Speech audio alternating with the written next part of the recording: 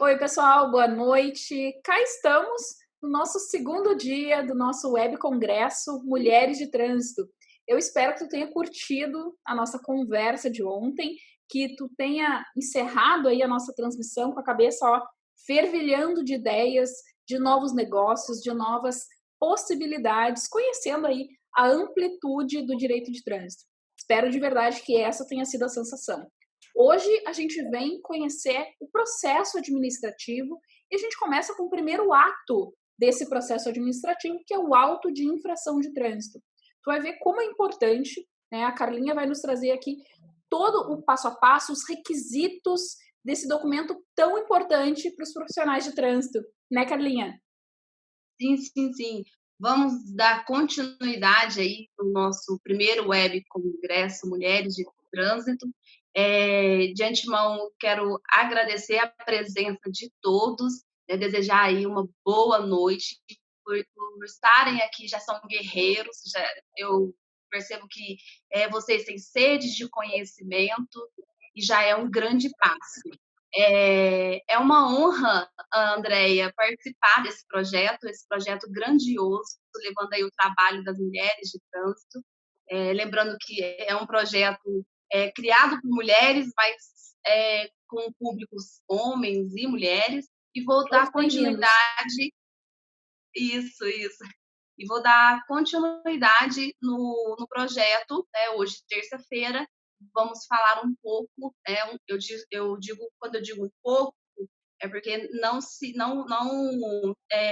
vai finalizar com todo, eu não vou conseguir finalizar o assunto hoje, porque é bem extenso e bem amplo, né? E nós vamos trocar aqui experiência, tanto nós aqui, as cinco, quanto aí vocês. O conhecimento é extenso nessa área do auto de infração de trânsito. Bom, Carlinha, só antes de tu seguir para a tua apresentação, lembrar, né, para o pessoal que a gente vai estar interagindo com vocês aí no chat, tá? A gente não vai responder as tuas perguntas aqui no vídeo, mas pode aí compartilhando, pode aí chamando o povo para assistir, inclusive, e a gente vai estar com vocês ali respondendo tudo que tu tiver de dúvida diretamente no chat por escrito, tá? Então, fica com a gente. sim. Vou iniciar aqui uma breve apresentação, né, para aqueles que não me conhecem. E como a Andrea disse, a participação de vocês aí é importante, já vamos iniciar.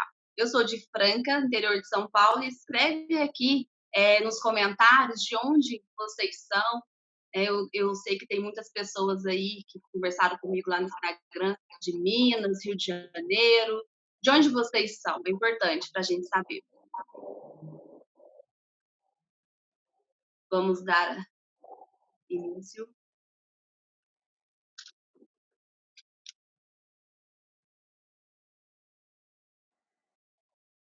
Bom, uma apresentação breve, né, para aqueles que não me conhecem.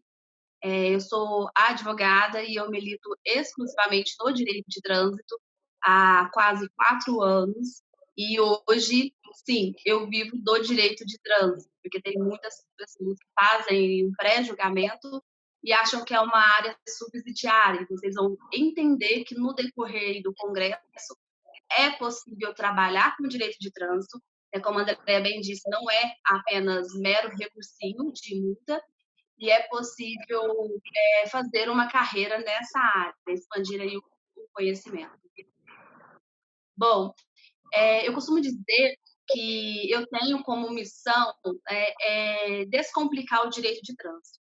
É uma área que aqueles que fizeram direito sabem muito bem do que eu estou falando, não tem na graduação, é uma área complexa. Engana-se aquele que pensa aí que direito de trânsito é apenas mero recursinho de multa e que se limita no Código de Trânsito.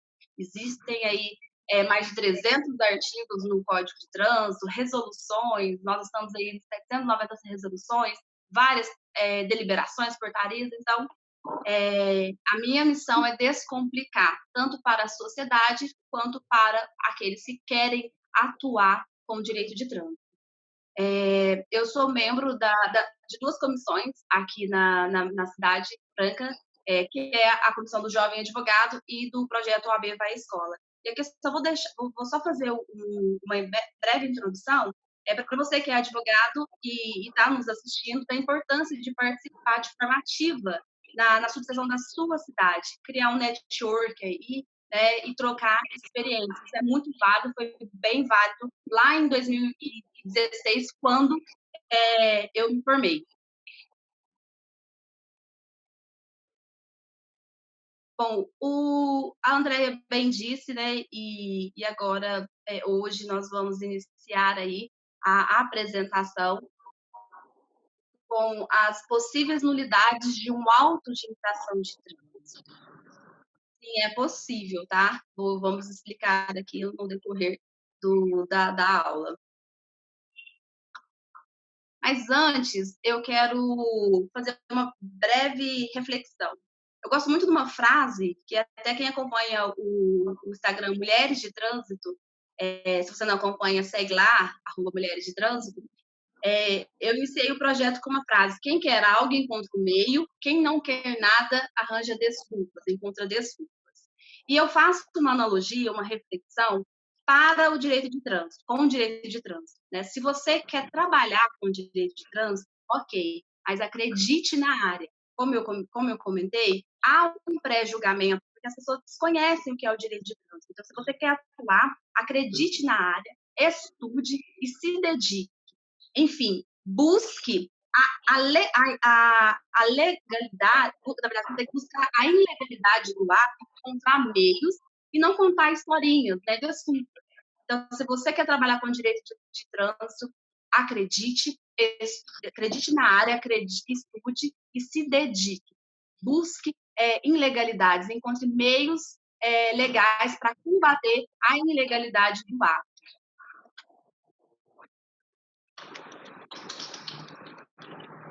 Bom, antes de adentrar especificamente no meu tema, eu quero mostrar para vocês um pouquinho, né, desse tema. Quando alguém é autuado, na verdade, há aí a infração de trânsito, o agente de trânsito, ele lavra aí um auto de infração de trânsito. Esse auto de infração de trânsito, que nós chamamos de AIT, ele é considerado um ato administrativo no processo de trânsito. E ele percorre aí todo um processo, desde a defesa prévia, né, desde depois o primeiro recurso da JARE e o segundo recurso no CETRAN ou contra a DIF, dependendo aí do órgão autuador. E por que eu mostrei isso para vocês? Para vocês entenderem, né, a importância do tema de hoje que nós vamos abordar, que é as particularidades, né, do auto de infração de trânsito, que é o primeiro ato administrativo do processo. É fundamental conhecer o auto de infração. Ele é uma peça informativa, né, contém aí todos os detalhes para você conseguir contestar, né? E assim, é essencial para a pessoa que quer atuar com o direito de trânsito entendê-lo. Qual que é a finalidade, Carla, do auto de infração de trânsito? Ele declara, o agente de trânsito declara todos os fatos do dia da infração e leva esses fatos para a autoridade de trânsito. Daí, a autoridade de trânsito, ela vai verificar, né, se há regularidade, se tem aí consistência no auto de infração de trânsito. Se tiver, ok, expedirá uma notificação de autuação e a professora Érica, na quarta-feira, vai explicar, né, muito bem essa matéria.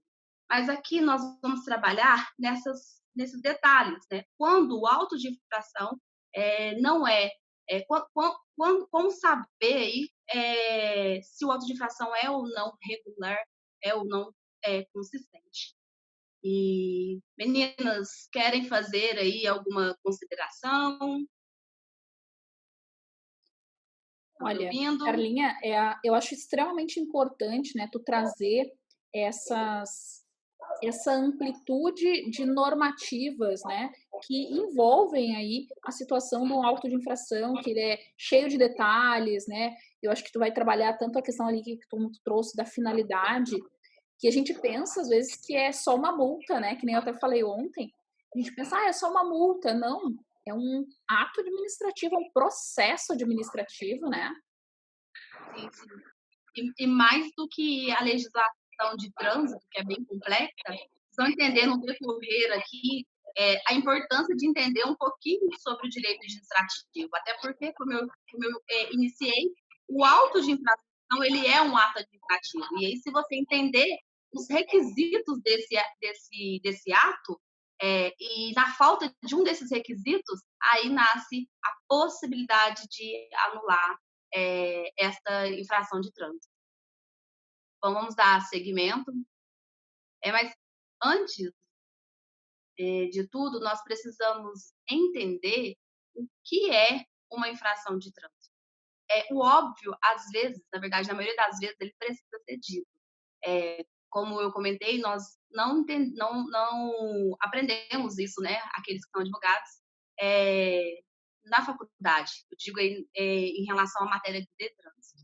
E aí há um conceito básico, né, no Código de Trânsito, que qualquer existe a lei de trânsito, o Código de Trânsito, as resoluções, qualquer inobservância desde o código, da resolução, aí o cometimento, o infrator ele está sujeito às penalidades, às medidas administrativas, né, de cada artigo que está lá no Código de Trânsito. Bom, a conduta, a infração de trânsito, né? E aí, Carla, como essa... Houve aí a lavratura do auto de infração de trânsito e essa conduta, então, aparentemente, ela é contra o Código de Trânsito e nós precisamos e vamos entender ao decorrer da aula quais são esses requisitos que precisam constar aí no auto de infração para ter aí a regularidade, para ter a legalidade.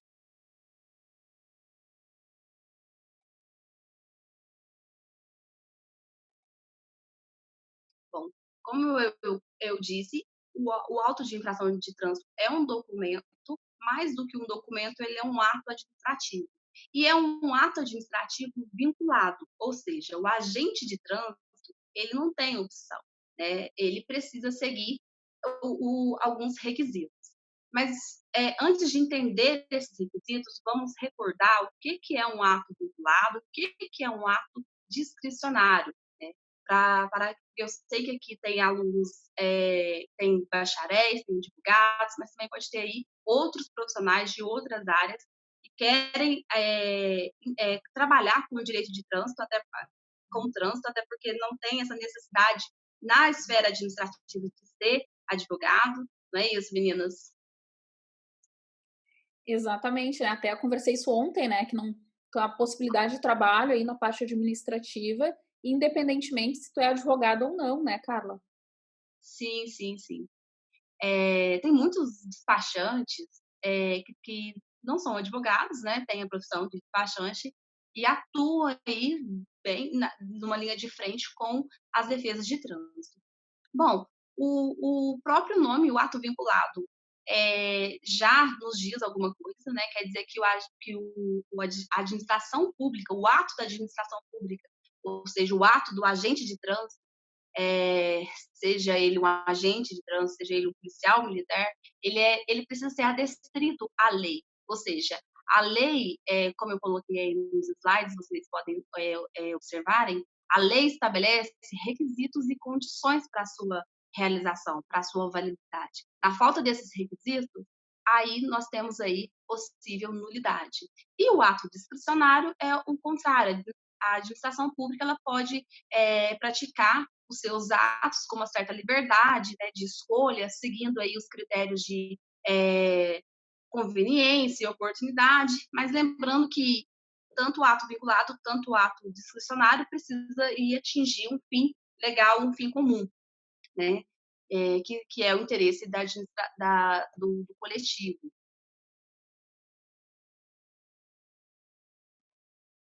Bom, então, Carla, eu entendi o que é o auto de infração de trânsito, que é um documento de extrema importância, né, o documento principal, inicial, na verdade, do processo administrativo de trânsito. Entendi o que é uma infração de trânsito, entendi que esse ato administrativo precisa ser vinculado, mas, assim, quais são esses requisitos de validade desse ato administrativo que nós profissionais precisamos entender? Eu dividi em 4 requisitos: competência, finalidade, forma e motivo. Existem doutrinadores, vocês vão perceber, em vários livros que enumeram outros requisitos, mas aqui esses são os 4 principais. Bom, o primeiro deles é a competência, né? Essa é uma condição de validade e digo que o principal a pessoa, você é autuado precisa verificar se aquele agente de trânsito ele possui a competência para fazer essa autuação. E, por exemplo, se você está numa rodovia e foi autuado, não pode ser por um guarda municipal, pela polícia militar, precisa ser pela polícia rodoviária estadual. Se você está numa rodovia federal, precisa ser pela Polícia Rodoviária Federal. Se no auto de infração de trânsito você perceber que o agente não tinha aquela competência, já é um requisito aí de nulidade. Bom, o outro requisito que eu quero mostrar para vocês é o requisito da finalidade. Nós sabemos que a administração pública ela precisa atingir um fim e esse fim precisa ser o interesse público. Não tem que seguir aí o princípio da impessoalidade, né? Qual que é a necessidade? Porque a gente faz essa pergunta: qual que é a necessidade de existir a administração pública se não é para reger aí os interesses do público? Eu vou dar um exemplo, por exemplo, de finalidade, desse requisito de finalidade no auto de infração de trânsito. O artigo 167, que é deixar de fazer uso do cinto de segurança, é isso, né, meninas? 67, isso mesmo. Isso. Uma as medidas administrativas, que é diferente de penalidade, fazer a retenção do veículo, né, do condutor que está fazer a retenção para que o condutor possa, se ele está sem o cinto de segurança, possa fazer o uso do cinto de segurança. E se porventura aqui no escritório, na minha cidade, eu observo bastante que os agentes de trânsito eles simplesmente colocam lá no auto de infração de trânsito, no campo observações, que nós vamos entender um pouco mais ao decorrer, colocam que não foi possível fazer a abordagem porque o veículo estava em movimento ou por causa do trânsito. Mas aí, qual que é a finalidade dessa norma, dessa infração? Dessa medida administrativa, na verdade, de reter o veículo, é fazer com que o condutor coloque o veículo, né? E aí, se o agente de trânsito não fizer isso, ele sai da finalidade da segurança pública do coletivo em si. Concordam, meninas? Exatamente. E, Carla, tu falou da questão do desvio de finalidade, e antes até tu tinha falado na questão de ato vinculado e ato discricionário, né? E é uma Sim. discussão bem grande que se faz. Esse cumprimento da medida administrativa que está previsto na lei, né? Tá lá, não está nem escrito.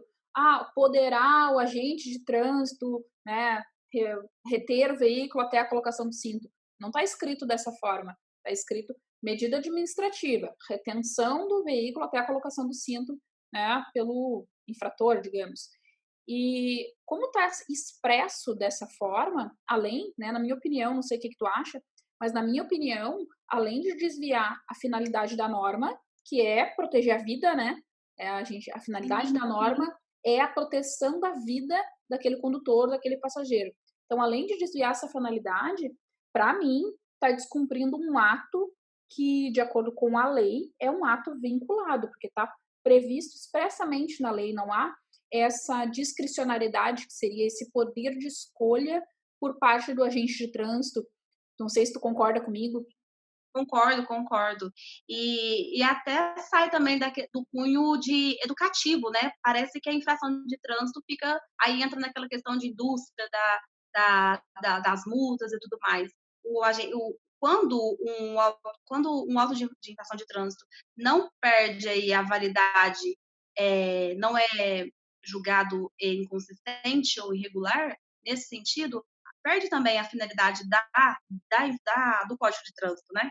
É, com certeza, porque tanto a finalidade do código em si, né, que ele existe, e isso eu sempre falo, né, para os alunos e tal, nos cursos, que a gente tem que pensar em todas as regras que nos são impostas, teoricamente, existem por conta de uma razão, por uma finalidade. Ah, tem que ter norma de circulação, tem que. Isso foi considerado uma infração, porque se as pessoas não respeitarem o uso do cinto, vai aumentar o índice de mortes no trânsito, consequentemente aumentar as questões de demandas, né, pública, né, porque às vezes a pessoa vai para o hospital, enfim, tem toda uma situação social que é causada em função disso. Então, existe essa finalidade do código em si, que é proteção de vidas, e a questão educativa, ou seja, educar para proteger a vida, né? Então, todos os artigos do código a gente tem que ler e interpretar essas finalidades, né? Uma outra questão que eu sempre discuto a questão da finalidade é o estacionamento, Carlinha. Por exemplo, o carro está lá estacionado onde não pode e tem lá uma medida administrativa que é para algumas situações de remoção do veículo. Ou seja, se não pode estacionar ali, porque teoricamente foi feito um estudo, né, que aquele lugar, se tu estacionar, ele vai aumentar o índice de acidente ou ele vai impedir a mobilidade urbana.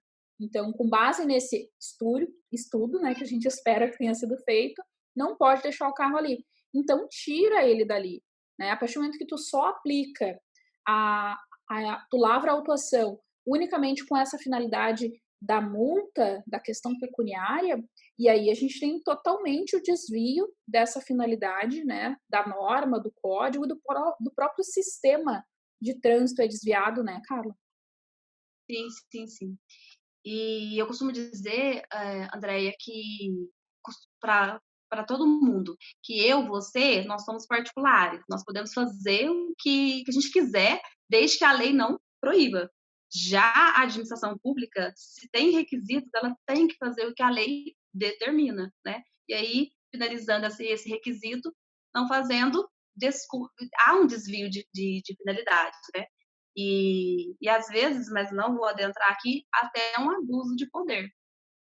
Bom, o outro requisito da validade do ato administrativo, né, nós ainda não entramos nos requisitos do próprio AIT. Primeiro, eu expliquei que é importante entender que o AIT é um ato administrativo, porque às vezes, se não tiver erro no próprio auto de infração de trânsito, a gente, sabendo que ele é um ato administrativo, às vezes há um erro na validade, como posso dizer,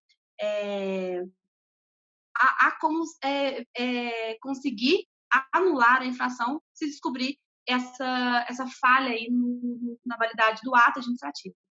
Bom, o outro requisito é a forma, né, que é como esse ato ele é exteriorizado, e aí nós vamos adentrar basicamente aí nos requisitos do artigo 280 do Código de Trânsito.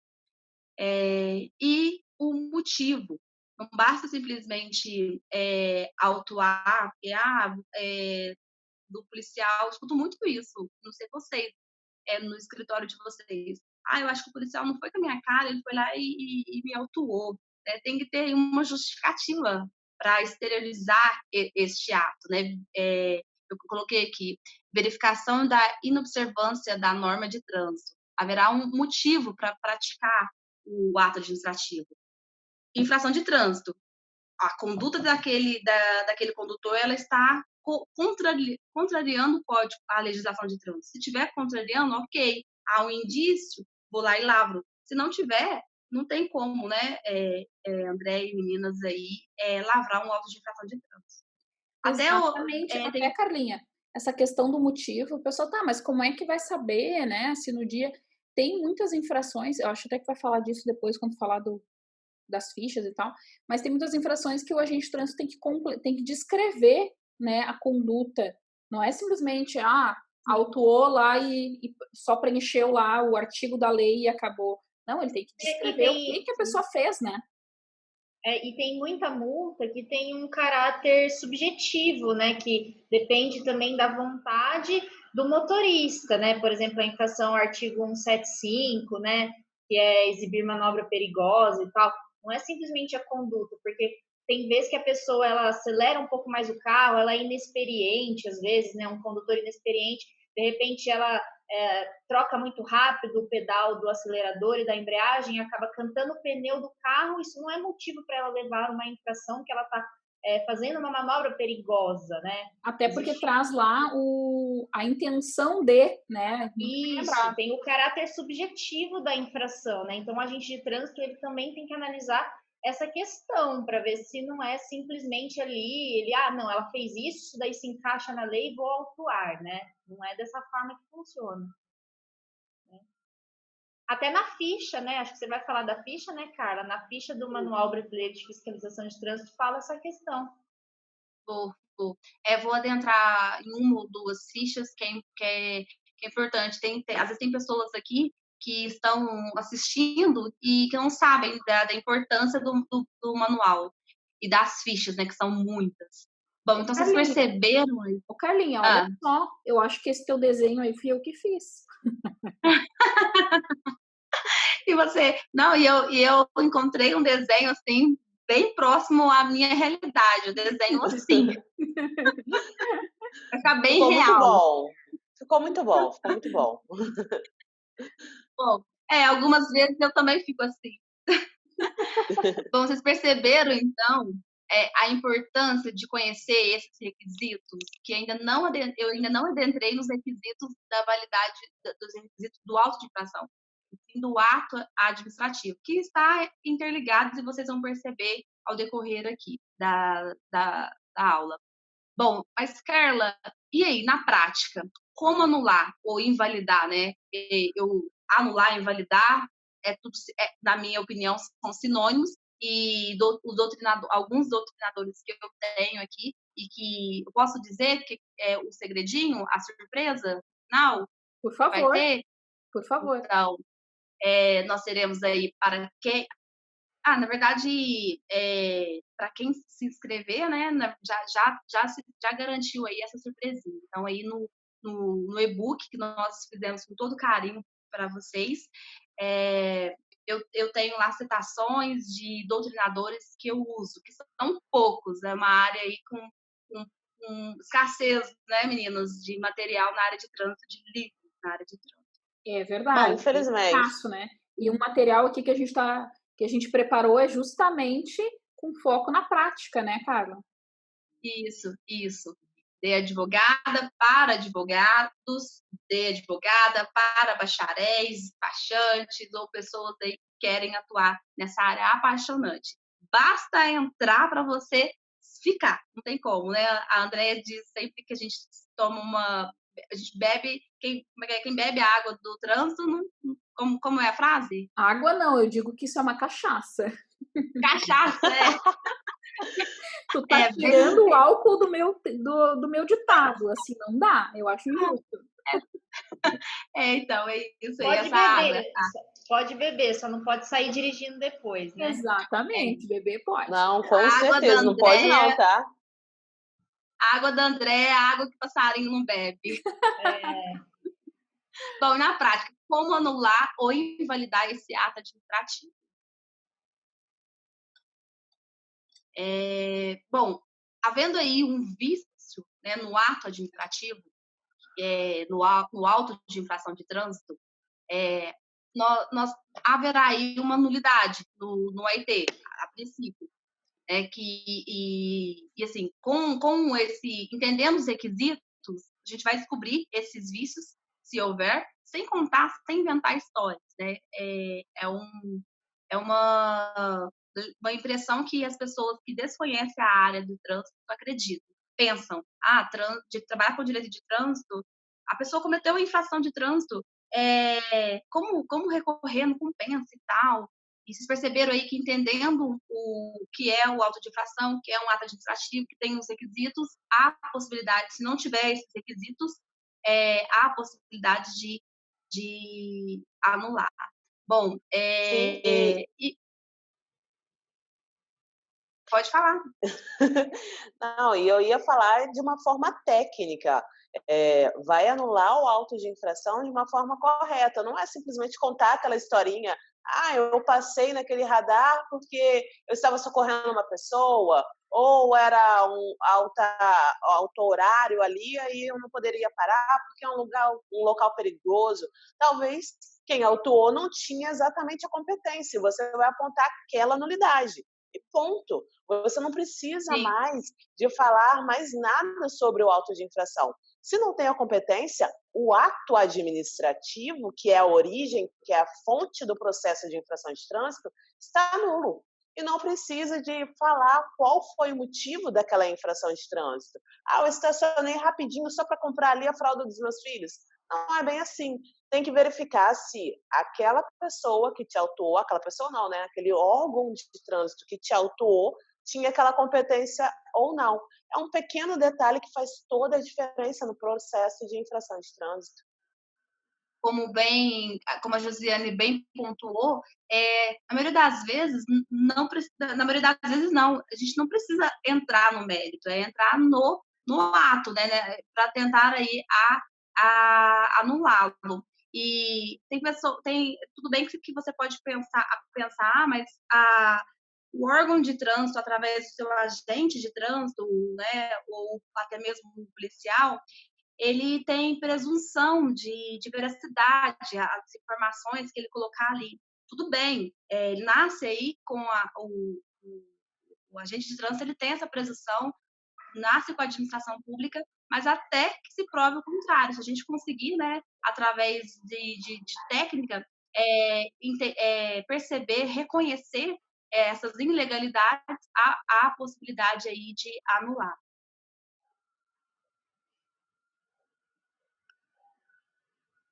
Bom, mas na prática, Carla, como que anula? Como que invalida um ato administrativo?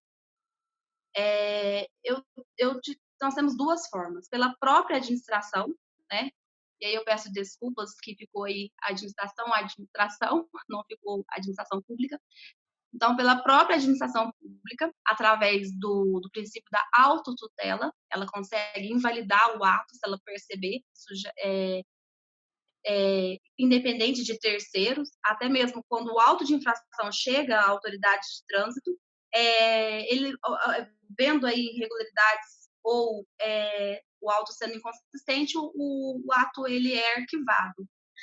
Ou por provocação de terceiros. O próprio condutor, proprietário, né, que queira fazer a sua própria defesa, que não é aconselhável, né, por falta de técnica, ou nós, advogados, né, nós profissionais de trânsito, provocamos a administração pública e ela percebe o erro e anula, arquiva o auto. Ou pelo Poder Judiciário, né, ou já direto no Poder Judiciário, ou faz a parte administrativa e depois ingressa no Judiciário.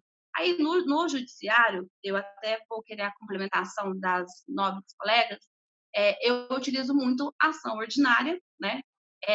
Ação declaratória de nulidade do ato administrativo, ou o mandato de segurança, se eu precisar se o meu cliente precisa de algo mais rápido, se o direito líquido certo dele está ali na eminência, eu preciso contestar rápido e tendo aí os requisitos para impetrar o mandado de segurança.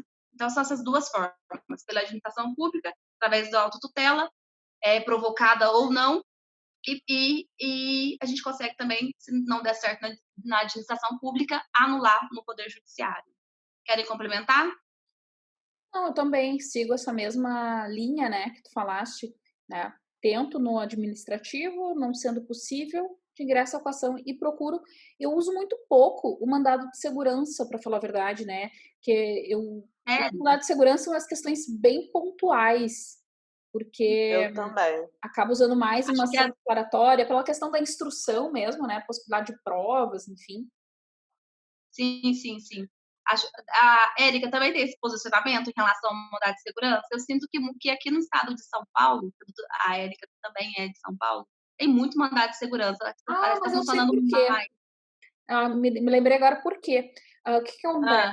Ah, As ações, quando a gente demanda, principalmente contra órgãos estaduais, né, Detrans, por exemplo, que é a grande maioria, a gente entra no juizado especial da Fazenda Pública, porque o rito, ele vincula pelo valor da causa. Então, se eu entrar com uma ação contra a Fazenda Estadual, e é uma ação, sei lá, vamos botar de 2.934, que é o valor da multa da lei seca, por exemplo, essa infração, aliás, essa ação, vai cair no rito do juizado especial da Fazenda Pública.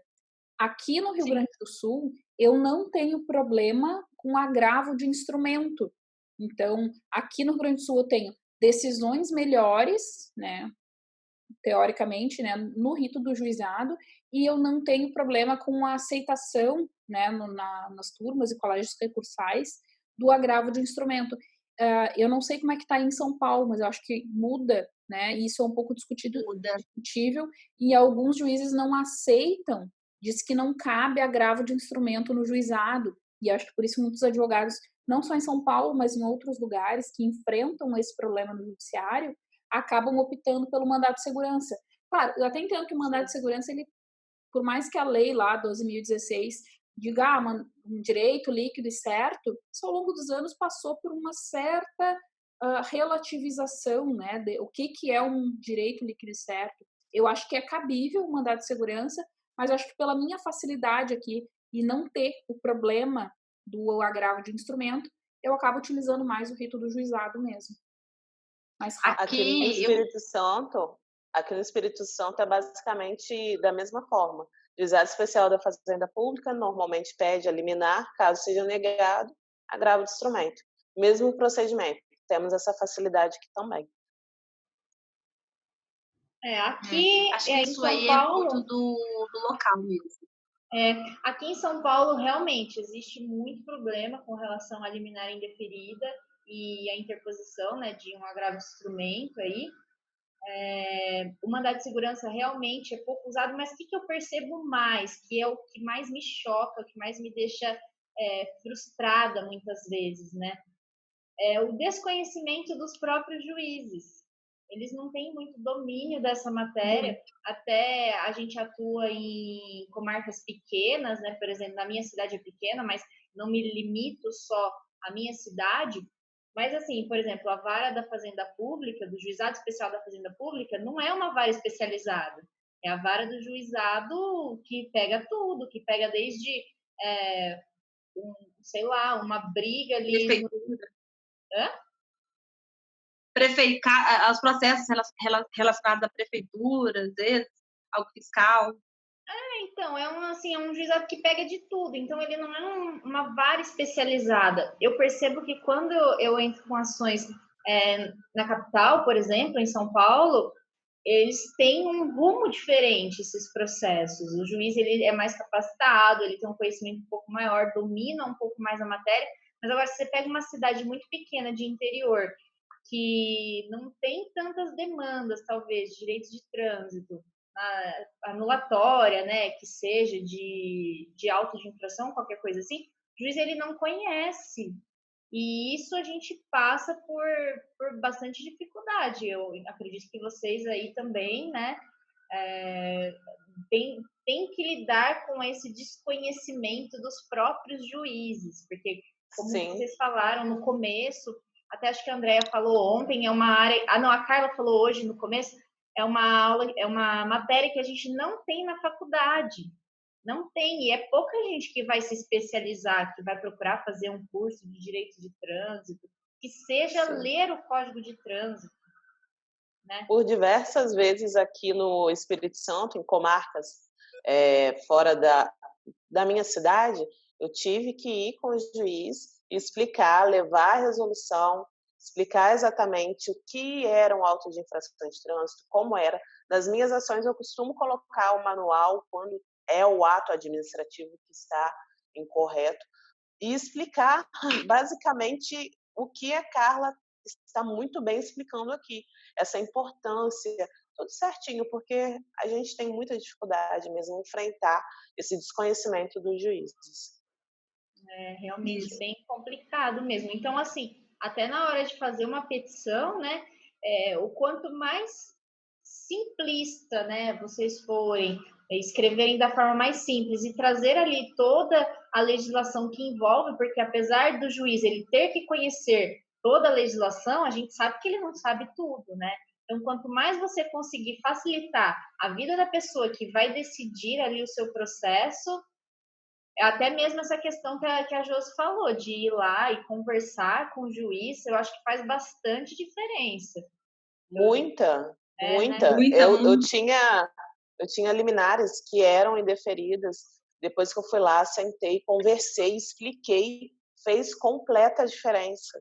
E toda vez que um cliente novo vai e me procura, que não é dos municípios onde eu atuo, eu, pelo menos aquele primeiro contato, eu tento ligar, converso com a assessoria, marco e falo não somente daquela questão daquele cliente em especial, aí já entra até na questão prática da advocacia na área de direito de trânsito. Sempre bom você pegar, sentar, explicar para o juiz exatamente o que você está levando para ele, mesmo que seja um pequeno detalhe simples. Esse é um processo de suspensão por acúmulo de pontos e é dessa forma que o órgão de trânsito tinha que ser feito, não foi feito dessa forma. Explicar exatamente, detalhadamente tudo, isso faz muito resultado. Total diferença. É aquela famosa frase, né, que cai muito bem. Duas frases. O óbvio precisa ser dito, mas às vezes o óbvio é para quem atua na área de trânsito. E a outra frase é: entendeu ou quer que desenhe? Porque na maioria das vezes a minha peça é mais ou menos a minha apresentação aqui da aula, é desenhada. E se há indeferimento, eu tento ir lá sentar. Isso quando o juiz atende, né? Que é um pouco complicado, que é a questão de prerrogativa. Mas, história aí é um assunto para outro momento, estamos na luta. Dando continuidade, quais são as formas aí de atuar, né? De aplicar aí a autuação? Você consegue fazer um estudo de forma detalhada na resolução 319, no artigo, aqui nós vamos falar do artigo 3º. Eu acertei essa resolução? Parece que eu errei aqui na hora de digitar. Qual Acho que eu delas? errei, foi na hora de digitar. Que consta as formas de autuação. Sim, a outra não vou te dizer que eu não me recordo do número. Não, a outra eu tenho certeza, a 619. Mas, enfim, há algumas formas de autuação e o artigo 3º deixa bem claro que a infração pela autoridade de trânsito, peço licença aqui para ler, a infração pela autoridade de trânsito ou pelo seu agente, né, ela ou ainda comprovada a sua ocorrência por aparelho eletrônico. Então, eu especifiquei aqui em forma de desenho, e nenhum dessas imagens aqui tem aí uma telinha de computador, porque eu não sei vocês, meninas, mas eu ouço muito, eu fiz uma... Não é o certo, mas eu recebo tantas mensagens de pessoas que estão dirigindo, dirigindo e fazendo uso do celular, e acha que um policial que segue no Instagram ou no Facebook vai conseguir autuá-la. Até tem um projeto de lei para transformar isso em infração, né? A infração por informação assim? De terceiro. Tem um projeto de lei dizendo que se tu fizer um vídeo, né, qualquer coisa que for detectada em rede social, em qualquer coisa, que pode ser lavrada a infração, mas é projeto de lei. Eu acho uma loucura, mas tem um projeto nisso, que trata disso. Eu também acho. Que bom que é um projeto e por ser lei, nós sabemos aí que não é tão fácil, né, de ser aprovada aí, tem todo um trâmite. Mas vai saber, né? Tanta bobagem que vira lei, eu nem sei. Tem isso, né? Esse artigo eu trouxe para vocês fazerem aí uma leitura, essas imagens para ficar mais fácil o entendimento. Então, assim, é por aparelho eletrônico, né? O sistema eletrônico e radares, talão eletrônico, equipamento audiovisual, que é quando o agente de trânsito aplica a autuação e ele não faz aí a abordagem, ou o equipamento eletrônico, né, para verificar aí alguma reação química, que nós chamamos aí popularmente, por exemplo, que é o caso do bafômetro, e a anotação em documento. E vocês querem complementar alguma questão? Eu acho que o importante também é a regulamentação de todos os equipamentos, né, Carlinha? Tem alguns equipamentos que são aferidos pelo certificados e aferidos pelo Inmetro, né? Esse tipo de cuidado também é importante. Isso. Eu até montei, já está no e-book, né? Aqueles que fizeram a inscrição irão receber todas as normativas, né, de cada aparelho, para você fazer a leitura. Eu não vou adentrar para não ficar extenso, porque as resoluções são extensas e você precisa fazer uma leitura aí de forma detalhada para conseguir compreender. Mas, enfim, essas são as formas de autuar, né? Esses são os aparelhos aí, as formas utilizadas no dia a dia. Opa, tá tendo aqui um atraso. Bom, enfim, Carla, vamos então trabalhar sobre os requisitos da validade de um auto de infração. Bom, o artigo 28 do Código de Trânsito, em conjunto com 280, perdão, faltou aí o zero. Em conjunto, erros técnicos, faltou, não é o artigo 28, tá? É o artigo 280. Embaixo aqui tá bem dentro do quadradinho, vocês perceberam aí que houve o erro de digitação. Junto com o Manual Brasileiro de Fiscalização, vou falar um pouquinho dele à frente, elencam aí quais são os elementos, né, que precisam constar no auto de infração de trânsito.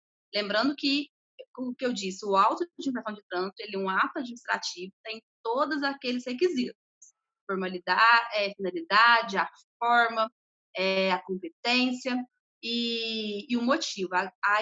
Agora nós precisamos entender na parte técnica do auto de infração, que são os requisitos de existência, validade e eficácia. Esses requisitos, eles estão, como eu disse, no artigo 280, e eu peço licença para ler de forma rápida. Ocorrendo uma infração de trânsito, está previsto na legislação que haverá aí a lavratura do auto de infração e ele precisa conter aí a tipificação da infração, qual que é o artigo correto, né? O local, data e hora, e a identificação do veículo e esse restante aí que vocês estão acompanhando. A gente vai falar um pouquinho sobre a existência, sobre a validade e eficácia. Vocês vão entender de forma prática como olhar isso no auto de infração de trânsito.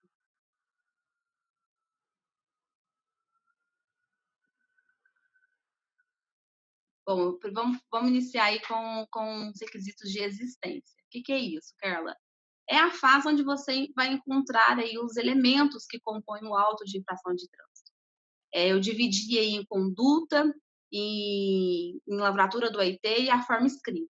O auto de infração de trânsito, analisando aí a conduta, essa conduta do condutor barra proprietário, né, precisa estar enquadrado como infração de trânsito, entendeu?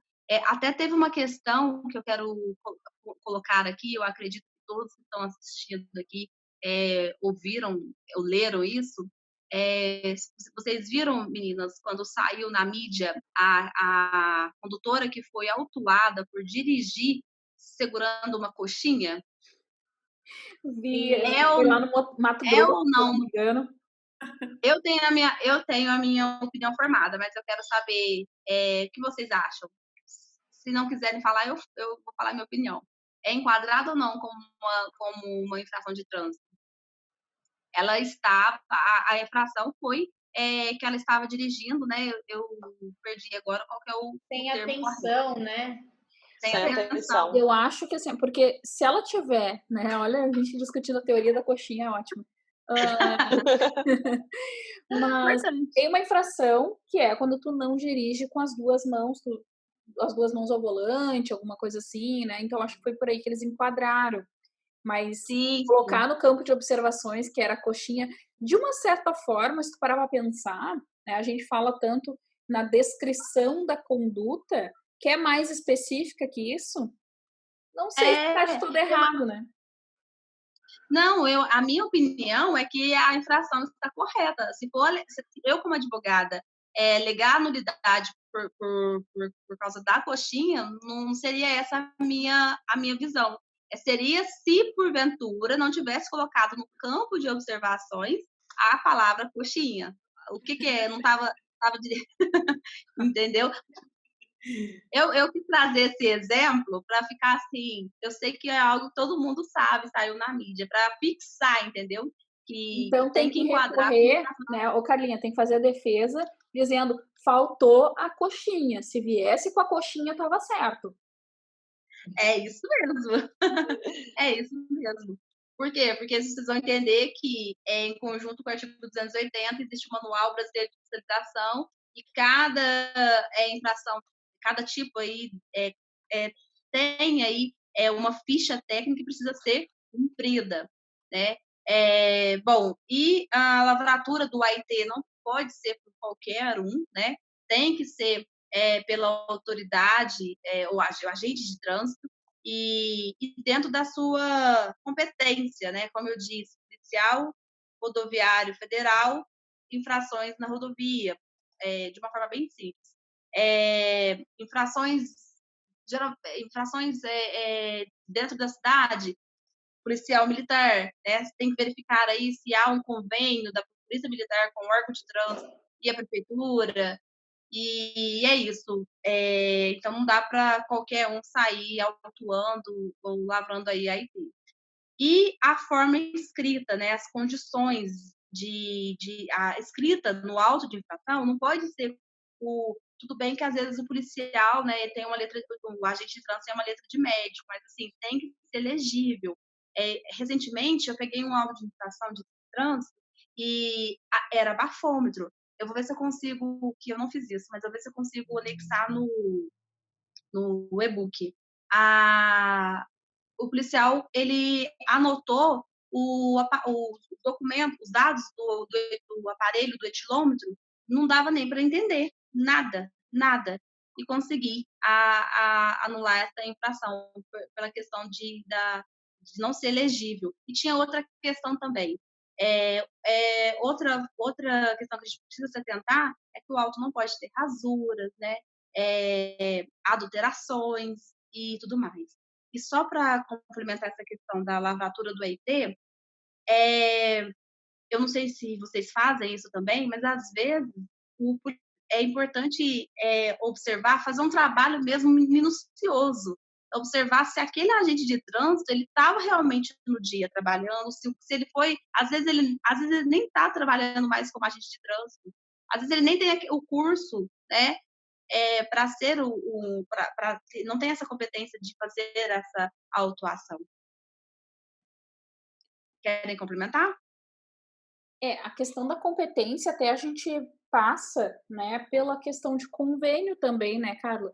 Porque às vezes o policial militar não é tipicamente, tem gente que não sabe disso, mas o policial militar não é tipicamente um agente de trânsito, né? Ele depende de estar conveniado. E aí, conveniado com quem? Né? Por exemplo, tem infrações que tu falou, que são de competência do município. Aí o policial militar vai autuar, vai preencher aquele auto de infração, sendo que ali a polícia militar tem convênio com o Estado, com o Detran. Ele não é competente para lavrar um auto de infração municipal, se ele só tem competência com o Estado.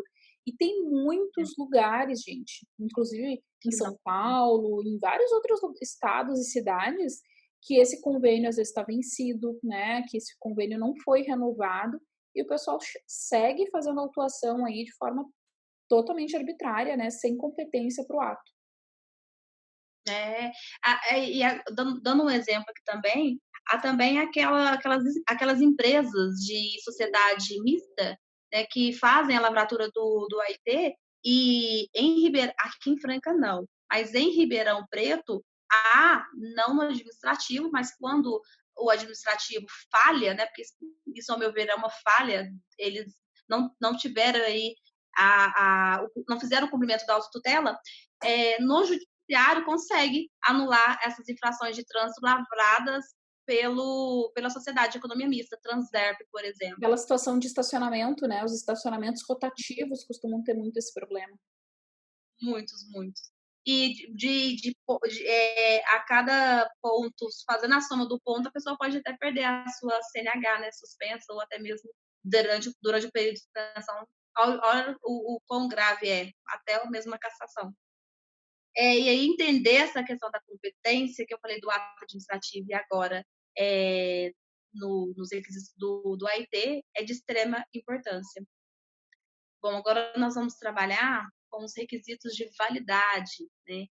Entendendo aí a competência, e os outros requisitos da existência, vamos trabalhar com a da validade, que são exigências que o órgão de trânsito deve observar antes de impor a penalidade. Acaba que é um complemento até do outro requisito. Eu coloquei aqui tipificação correta, né, da infração e uma descrição da situação observada para ter a validade, casa muito com o que a gente com o que eu acabei de comentar. Até porque tem, às vezes, por exemplo, a conduta de utilizar o celular na direção do veículo. Se há um tipo para esta infração, se tiver uma divergência no campo de observação, há a possibilidade de uma nulidade, né? Porque há diferença entre manusear, utilizar, segurar, e precisa constar no campo de observações essas diferenças. Tenho certeza, dá um choque se colocar a tipificação de segurar e lá na observação colocou manusear. Há possibilidade de tentar aí uma nulidade por este motivo. E outro requisito de validade é o elemento de identificação identificação do auto dos elementos que precisam constar no auto de infração, que é o código da infração de trânsito, local, data, os dados do veículo, identificação do agente autuador, identificação do infrator, quando possível, né? Por exemplo, infrações pelo sistema eletrônico radar, não é possível fazer a abordagem, identificar quem é o infrator, quem foi o infrator. Bom, e por fim, os requisitos de eficácia, né, que garantem a perfeição do AIT, para que o ato ele produz efeito ou ele será arquivado. Eu acho que ficou, na verdade, ficou repetido aqui. Bom, mas enfim, é isso. Querem complementar? Acho que está bem explicado, né? E interessante que o pessoal, desculpa, Pan, o pessoal que é da área do direito vai, talvez lembre, e eu sempre quando penso nessa questão do plano da validade, eficácia, existência, validade, eficácia, a gente estudou, possivelmente, eu estudei isso acho que na primeira disciplina de direito civil, quando o professor vem nos apresentar para a gente enlouquecer o tal do Pontes de Miranda. Não sei se vocês tiveram isso, ou eu sou muito velha. Eu lembro dele, eu tive essa indicação de doutrina da faculdade. Não li, né? Porque eu tentei na época, meu Deus, era grego. É isso. Carlinha, não sei se você vai falar ainda sobre esse assunto, Tô até curiosa aqui para ver como é que vai ser o restante da sua aula.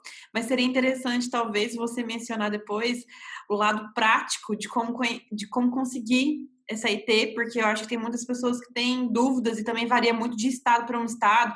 Talvez a gente pode comentar aqui de cada uma, onde a gente mora, como é que funciona. Não sei como é que está a sua organização, mas talvez seria interessante depois mencionar o que você acha.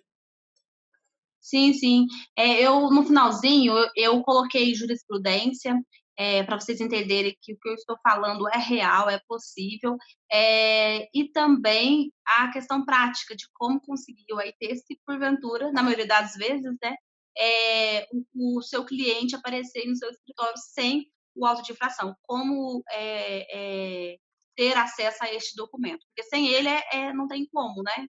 Ele declara os fatos, a conduta tipificada, e a gente precisa dele. Tudo bem? Certo. Sim. Bom, enfim, obrigada, tá? Pela sua colocação. Enfim, por que é importante conhecer esses 3 requisitos? Por que a gente precisa conhecer esses 3, esses 3 detalhes aí, né? Porque é justamente o que eu coloquei aqui, porque é justamente aí que saberemos se o IT irá tornar uma penalidade, né, de multa, ou não.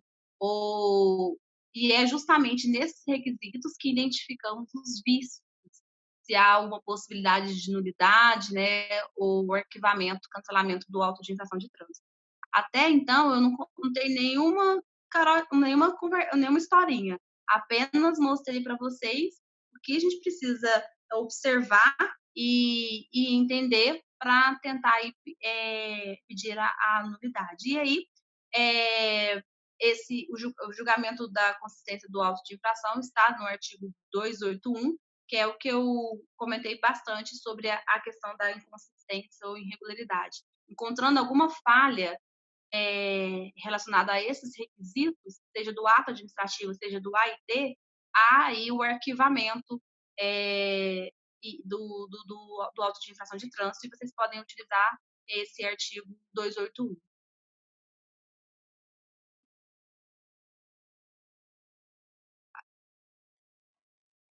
Aqui eu quis mostrar que a resolução 390 do CONTRAN diz, e a portaria 59, o quanto é importante entender o que é campo preenchimento obrigatório, o que não é, porque se você entender, vai conseguir identificar isso no auto de infração de trânsito e vai conseguir pedir alegar aí a nulidade. Por exemplo, eu vou adentrar aqui que o código do órgão autuador é obrigatório, cada órgão autuador tem o seu código, o município tem um código, o DER tem um código, o DETRAN tem um código, então a gente precisa verificar se foi preenchido o código correto.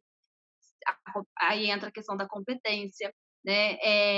Outro requisito aqui em relação à identificação do local. Tem muitas infrações que o local, principalmente aquelas infrações de ultrapassagem em linha contínua na rodovia, que às vezes no auto de infração de trânsito aquele local não existe, ou aquele KM exato ali que o policial colocou não tem essa proibição.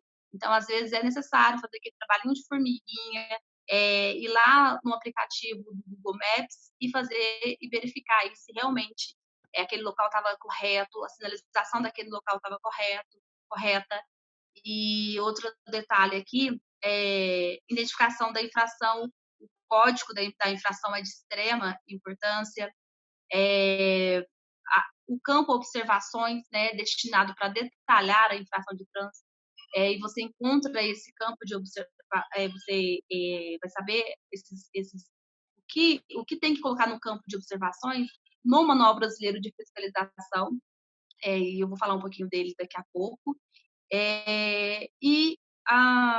Finalizando aqui, identificação do agente de trânsito, né, o número da matrícula do agente de trânsito, o preenchimento da assinatura do agente de trânsito quando o auto de infração é manual, E isso vocês encontram na Resolução 390, que dispõe sobre a padronização do auto de infração, das notificações, a Érica vai adentrar muito bem, e a portaria 59 do Detran, que vocês conseguem encontrar. Isso aqui é uma forma de facilitar o trabalho, porque o estudo de vocês, porque isso aqui é somente um início para vocês entenderem, e durante essa semana vocês vão conseguir aí já, para quem não atua, já começar a trabalhar com direito de trânsito. Tem novidade vindo aí também, mas só para facilitar para vocês. Tudo que eu falei, esses requisitos, eles estão na lei também e precisa ter esses detalhes aí importantíssimos no auto de infração de trânsito.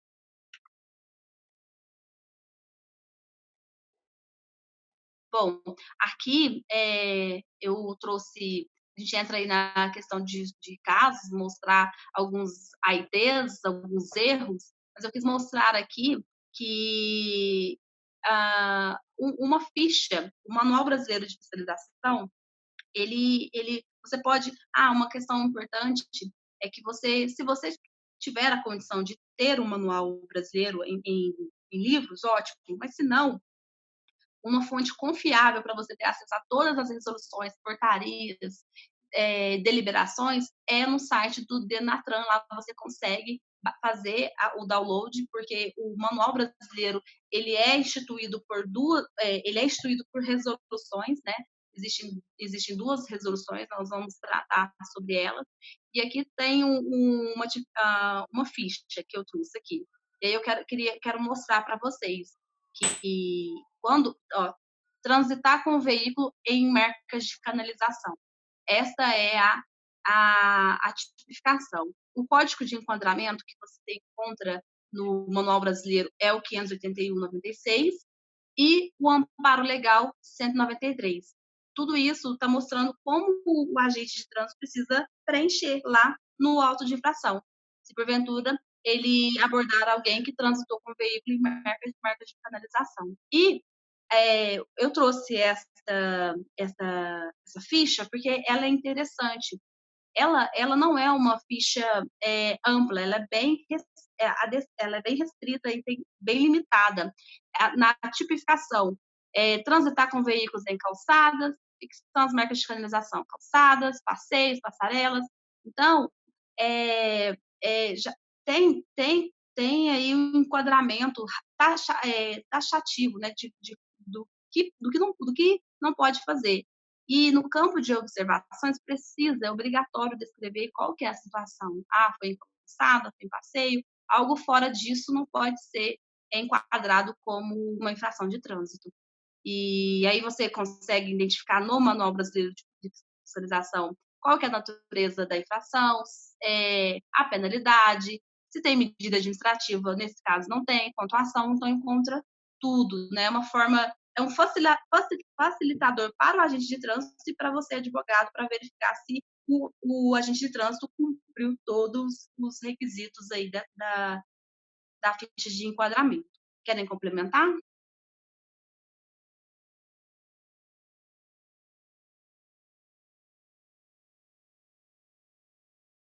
A ficha de enquadramento até... Alô? Eu tava falando aqui, meu áudio desligado, bem boca aberta. Eu também comecei a falar. Mas fale, Josi. Tem vários profissionais que não conhecem essa ficha de enquadramento. E ela é um ponto muito importante na anulação da infração de trânsito. Porque, igual a Carla bem falou aí, se não tiver, por exemplo, a observação naquele auto de infração, aquele auto de infração é nulo. E isso é um facilitador muito grande para quem trabalha na área de direito de trânsito. E outra, né? Sim. O preenchimento do campo de observações, ele se relaciona diretamente com o direito constitucional que eu tenho de defesa. Como é que eu vou me defender de algo que eu nem sei exatamente do que eu estou sendo acusada, né? Porque é uma acusação, é uma imposição de penalidade que vai ser feita, e se a descrição não estiver perfeita, né, tal qual um processo criminal, vamos mal comparando, mas o instituto sancionador é parecido. Se tu não tiver ali, tu cometeu um crime, Tá, mas qual crime? Ah, tu cometeu homicídio. Tá, mas quem eu matei? Quando é que foi? Como é que é? Onde é que, né? Tem alguma agravante? Tem alguma situação? Então, toda a descrição como a gente espera que exista num processo criminal, da mesma forma, né? Isso é importante que toda a tipificação esteja descrita e que todas as observações, tudo que foi visto pelo agente de trânsito, detectado pelo agente de trânsito, esteja no auto de infração e possibilite a minha defesa, né? Sim, sim. Eu até trouxe aqui é, do- é, uma decisão da junta administrativa. Olha essa questão. O auto de infração, ele não foi arquivado, existia erros, ele não foi arquivado. Passou, aí, que bom que nós temos aí a segunda, a primeira instância, né, que é a Jari, e aí conseguiram observar que havia o erro no preenchimento, né, da tipificação, e aí deu certo, foi deferido a defesa. Mas observaram que não é só falar, entendeu? Se você tiver uma técnica, entender os requisitos, é possível, não só no judiciário, mas também no administrativo? Exatamente. E ali, né, como tu já falou, tu tá defendendo é a legalidade do ato, né? Tá Claro. explícito o que tem que fazer, né? Pega, é desenhar, que nem tu diz, né? É desenhar. E no outro já não é o resultado, é um pedacinho de um auto de infração sem colocar lá o nome das pessoas, mas olha para você a infração: transitar com veículos em marcas de canalização. Lembra daquela ficha que eu mostrei? Foi por esse motivo.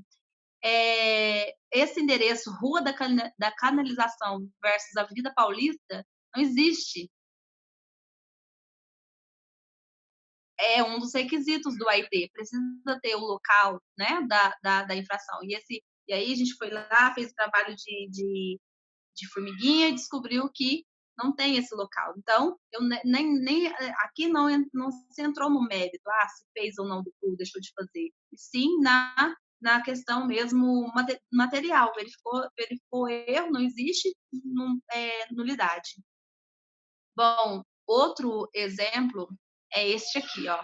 Agora, eu não sei se eu escrevi E certo, esse mas isso aí... gatinho? A cara desse gatinho é minha cara de hoje. Não, mas aí, essa carinha, ela reflete o que eu pensei quando eu visualizei esse auto de infração. Isso aí é uma Ferrari ou é uma motocicleta? Esse cara não Olha o merece, quanto ele não merece uma multa, ele merece um prêmio. Olha só, é um artista. como que essa moto conseguiu atingir 368 km por hora. Surreal. Tudo bem que pode ser que a convalidação do ato, o ato quando ele pode ser sanado, mas assim, quando há os requisitos, a forma como a administração pública tem que agir, não tem que discutir nada. Não tem como. Ele foi punido aí por dirigir acima da velocidade permitida, certo? Não tem como essa moto fazer esse tanto, não. Entendeu? Exatamente. E tem várias Nulidade. outras. Me lembrou agora de uma outra infração, né? Até não queria te interromper, mas assim, tem uma outra infração que é uma infração até exclusiva de moto, não me lembro o inciso, mas é lá do artigo 244, que fala até do farol da moto, se eu não me engano. E tem algumas motos que nem dá, tu nem quando tu liga a moto, né, de fábrica, o farol acende, né? E é curioso, isso começou a ser discutido muito aqui no Rio Grande do Sul, porque o Detran é uma infração que gera suspensão, é uma autossuspensiva, inclusive. E começou a se discutir muito aqui, porque esse tipo de infração seria impossível para alguns modelos de motocicleta, né? Então, a gente entra assim o fato é impossível, né? Então, houve algum erro ou do agente ou, nesse caso, claramente, do equipamento, né? Bem isso. Então, vocês conseguem entender, né, que há erros, há ilegalidade. Nós não estamos falando do mérito da infração, né, se ele dirigiu ou não, mas aí a Marra não consegue fazer essa velocidade. E é isso. Bom, vamos dar continuidade, já estou caminhando aí para o fim da nossa apresentação. Eu quero mostrar aqui, eu coloquei jurisprudências, mas foi somente 3 e eu coloquei mais no e-book, que assim, vai ser um material bacana, né, com essas 5 profissionais, acho que vai ser assim, meio que um livro até. Só que não. Bom, coloquei aqui, não é tão atualizada, mas eu consegui utilizá-la e deu certo nos meus casos. E aqui é uma jurisprudência, né, que foi recurso provido de forma unânime. O auto de infração ele não estava devidamente preenchido, né, só que ele estava legível, ele estava ilegível nesse caso, né, e não sendo possível identificar quem são as testemunhas que presenciaram o fato. Era a questão do bafômetro. Esse auto de... Foi isso que a pessoa alegou na época e deu certo. Outro aqui do estado de São Paulo, o auto de infração ilegível que não possibilita comprovar a constatação da alteração da capacidade psicomotora, né? Na redação anterior da Lei 3.281. Essa questão da lei seca, a Josiane vai fazer uma excelente explanação sobre, mas há também a questão da nulidade, quando no auto de infração de trânsito não consta o número do aparelho, não é isso? Sim, perfeito. Josiane? Sim, perfeito. Aí a gente nem entra no mérito. Aí nem entra no mérito se a pessoa recusou ou fez. É exatamente um erro no auto de infração. Foi lavrado um auto de infração incorreto. Isso. Ou quando existe a numeração do etilômetro, mas esse etilômetro está vencido, não foi aferido dentro do prazo aí de 12 meses. E isso precisa entender, além dos requisitos do auto de infração, os requisitos particulares aí das resoluções. 432. Bom, olha, Carla.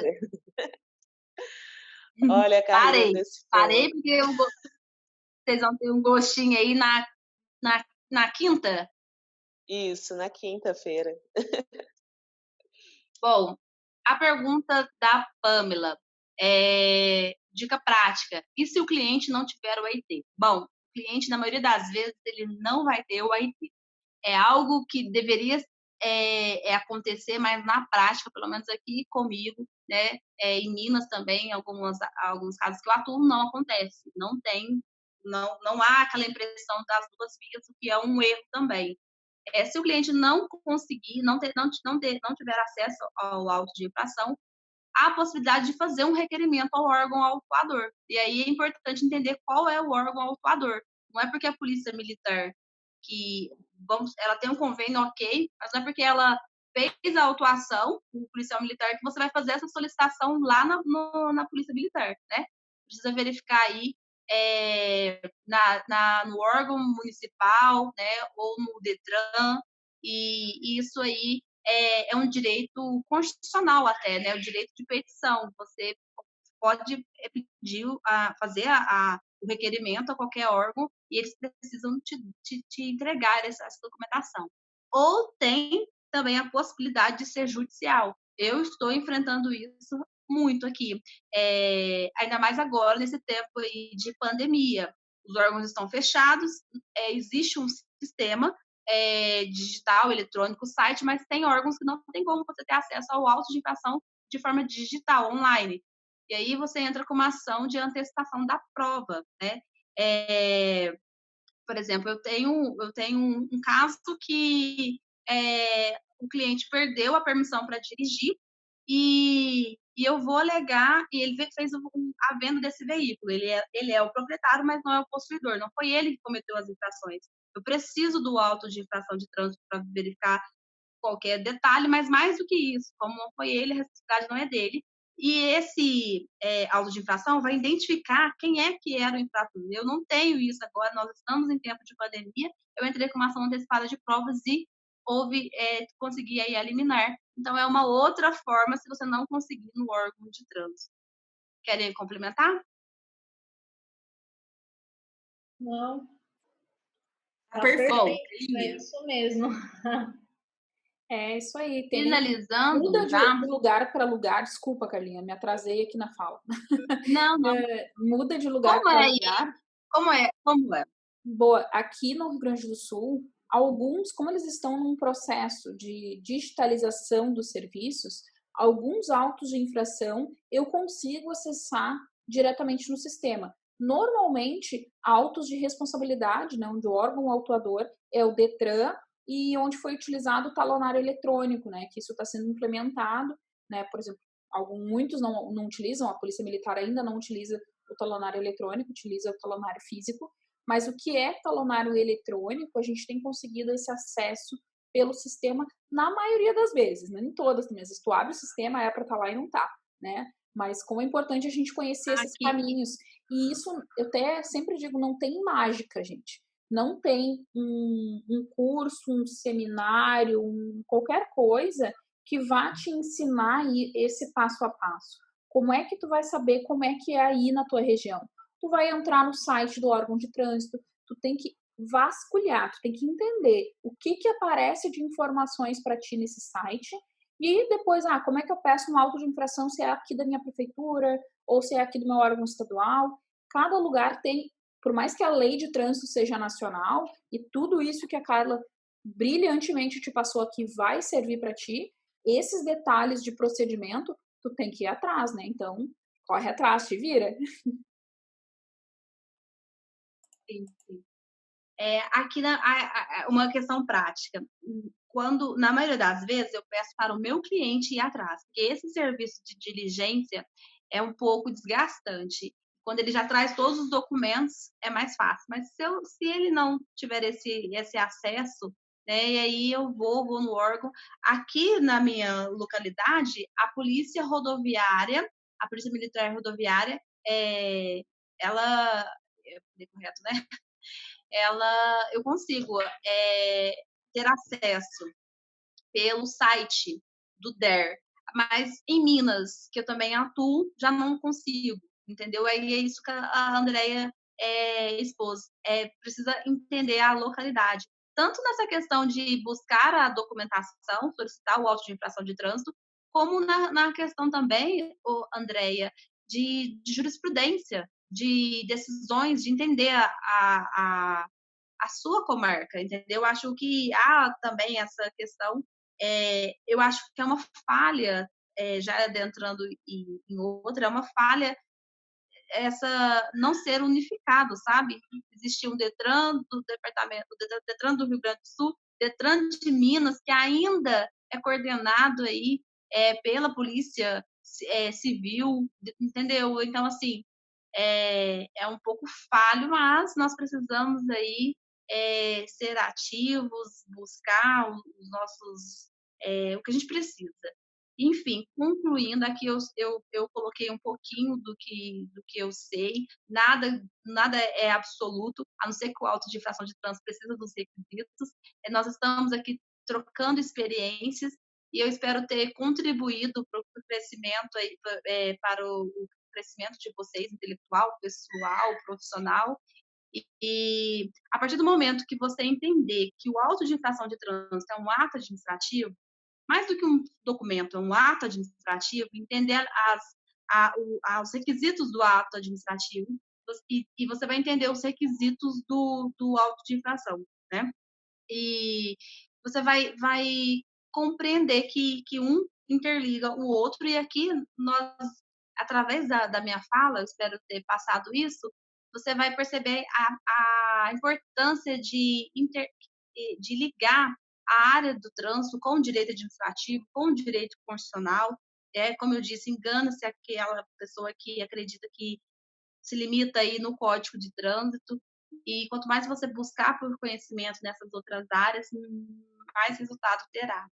E encontrou vício, discute e que possivelmente vai gerar aí a nulidade, sem contar historinhas, né? E isso vai fazer você ser diferente. Tenha estratégia, né? É isso. E casando com aquela frase do início, encontre meios, né? Busque aí a ilegalidade e aí você vai combater ela com o que está na lei.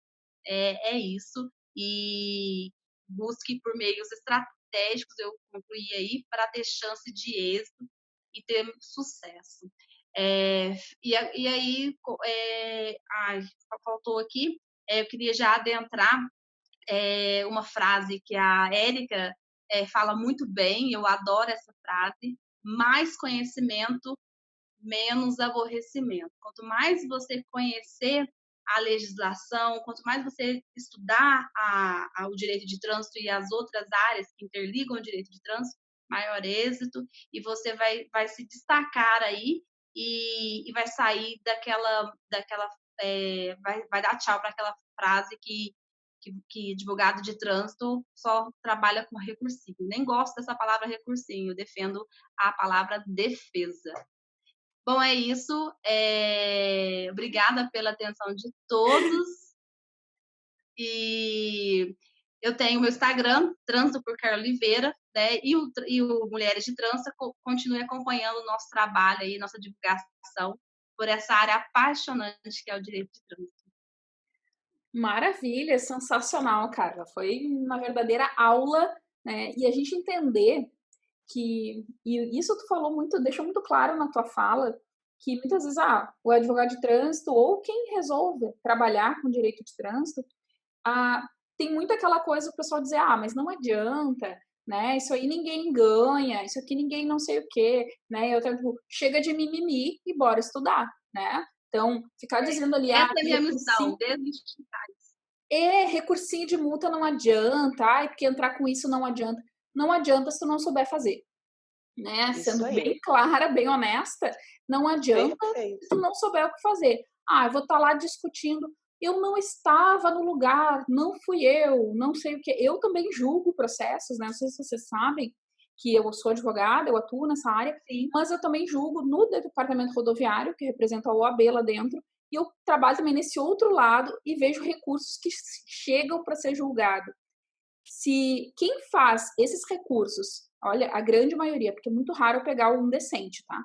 Mas quem faz esses recursos, que se assistirem essa tua aula aqui, já soube o número de deferimentos absurdamente. Porque o pessoal chega lá, faz o recurso dizendo assim, não fui eu. Sério, recebo uns assim, não fui eu, ponto. Eu não estava lá, eu não concordo, porque isso é um absurdo, porque isso é uma indústria da multa. Tá, e, né, onde é que tá errado? Diz onde tá errado, né?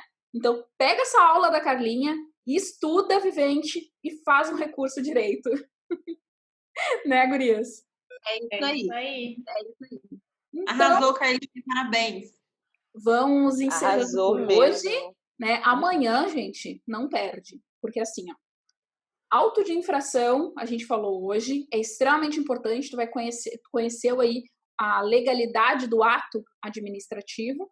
E o próximo passo é justamente a pessoa receber a tal da cartinha em casa, né? Recebeu a cartinha do Detran em casa. O que é essa cartinha? Justamente a notificação, as notificações. Como é que funciona todo esse mundo, né, Érica? Amanhã é contigo.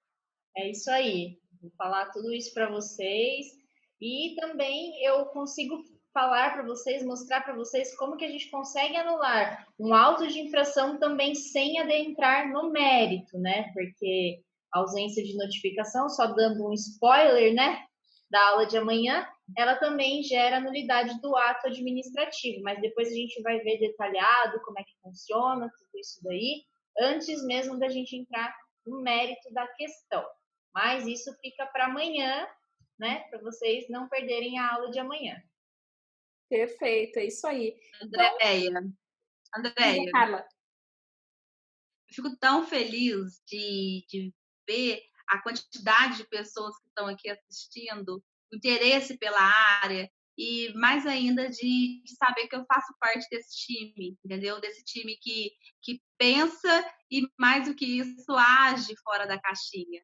Porque, a princípio, nós sabemos que não tem, eu falo não existe, dá até uma dó, porque ele existe, o Código de Trânsito está lá, hoje, esse ano vai fazer 23 anos, né? E conceito de trânsito, assim, não sendo técnica, mas todos nós participamos, estamos inseridos no conceito de trânsito. E então, assim, não pode achar que trânsito é subsidiário ao direito administrativo, ao direito constitucional, ou é um código de trânsito, assim como o Código Civil, assim como o Código penal, entendeu? E é importante. Olha para vocês verem. Eu acho que a última pesquisa que eu fiz, agora eu não vou lembrar de dados corretos, mas acho que tinha quase 100 milhões de veículos. Não. 70 e poucos milhões de pessoas habilitadas. O primeiro sonho, sim, é uma grande conquista para quem atinge a maioridade é a CNH. E quando tem um problema com a CNH, com o seu veículo, e aí? Você vai procurar um advogado generalista ou um advogado especialista? E não é só falar, eu sou especialista, é tentar estudar e ver aquilo que a gente já falou aqui bastante. A legalidade. A ilegalidade. Eu tô que não me aguento. Tu vai fazer eu entregar aqui pro pessoal. Eu tava me segurando, né? Não sabia se podia contar. Quer saber? Legale vai ter pós em direito de trânsito. Quer te especializar? Pós-graduação em direito de trânsito. Pronto, falei, tô leve. Vou te largar essa bomba no final e vire-se, né? Agora lida com isso. Eles que lutem. Nossa! Aqueles que julgam que direito de trânsito é mero recursinho, eles que lutem. Eles que lutem, porque agora o negócio vai ficar pesado. Tchau, gente. Obrigada. Beijo. Gente, até amanhã. Tchau, tchau. Até amanhã. Até amanhã. Não perca amanhã. Tchau, tchau. Tchau, tchau.